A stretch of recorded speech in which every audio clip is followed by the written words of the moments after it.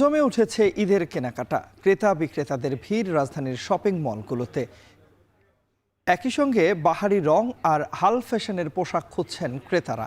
রাজধানীর Bashundhara city shopping মলে এই মুহূর্তে রয়েছেন আমাদের সহকর্মী হাসান আল মাহমুদ। বিস্তারিত জানবো তার কাছ থেকে। মাহমুদ, আপনি যখন এখন দুপুরে যুক্ত হয়েছিলেন তখনও বলছিলেন ক্রেতাদের ব্যাপক ভিড় রয়েছে।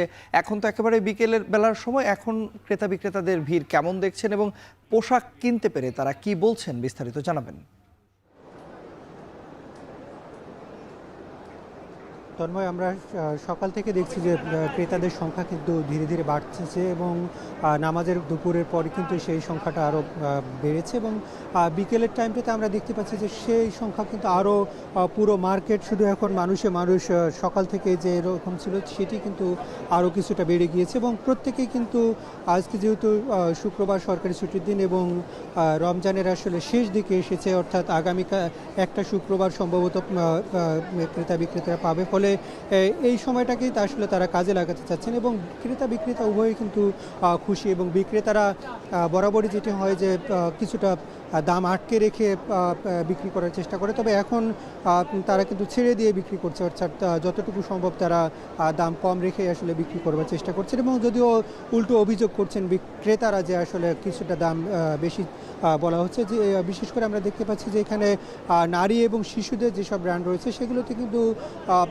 বিভিন্ন দেশি ব্র্যান্ডের পাশাপাশি বিদেশি ব্র্যান্ডগুলোকেও কিন্তু এখানে ক্রেতারা প্রাধান্য দিচ্ছেন। বিশেষ করে পাকিস্তানি এবং ভারতের যেসব থ্রি পিস লেহেঙ্গা আসছে সেগুলোতেও কিন্তু আমদানি করা যেসব পণ্য রয়েছে সেগুলোতেও কিন্তু ক্রেতাদের ভিড়টা আমরা কিছুটা বেশি দেখতে পাচ্ছি। অন্যদিকে পুরুষের যেসব পোশাক রয়েছে, বিশেষ করে শার্ট প্যান্ট বা অন্য টি শার্ট সহ যেসব পোশাক রয়েছে সেগুলোতে কিন্তু স্বাভাবিক দেশের ব্র্যান্ডগুলোতেই আমরা বেশি দেখতে পাচ্ছি মানুষের ভিড় এবং এর পাশাপাশি আমরা দেখতে পাচ্ছি জুতো, স্যান্ডেল থেকে শুরু করে অন্যান্য জুয়েলারি এবং কসমেটিক্স পণ্যগুলো সেগুলোতেও কিন্তু প্রচণ্ড পরিমাণে ভিড় আমরা দেখতে পাচ্ছি এবং সেই সংখ্যা কিন্তু বাড়ছে এবং রাজধানীর অন্যান্য যেসব মার্কেট রয়েছে সেগুলোতে কিন্তু প্রচণ্ড পরিমাণে দর্শক আমরা ক্রেতা বিক্রেতা দেখতে পাচ্ছি। যদিও কিছুটা এই মুহূর্তে কিছুক্ষণ পরে ইফতারির সময় হয়ে যাবে, এই কারণে কিন্তু কিছুটা ক্রেতার সংখ্যা কমেছে, তবে এই মুহূর্তে কিন্তু যথেষ্ট পরিমাণে ক্রেতা এই মুহূর্তে